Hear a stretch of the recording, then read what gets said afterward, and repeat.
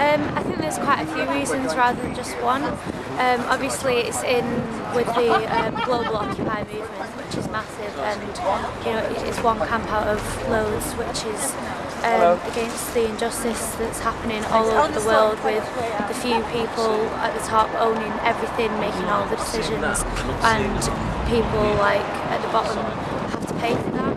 It's very unfair. Of the global Occupy, and then obviously things that have been happening in England and in Lancaster, the market shutting down, there's the student movement, there's the NHS movement, and I think it's just really important that all those things are together rather than each individual just protesting their thing. And if everyone stands together and stands up for each other, not just themselves, which is sort of what's going on, and it's a really good space to get involved with the public in, it's a conversation.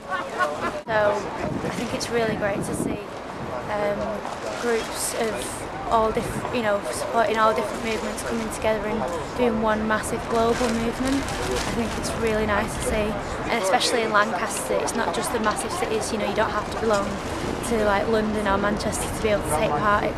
Because it affects everyone in smaller demographics as well.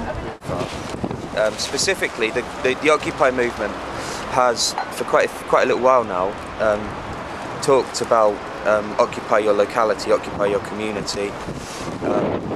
Not necessarily a call for camps to spring up everywhere, though that might become a direct campaign point in the near future.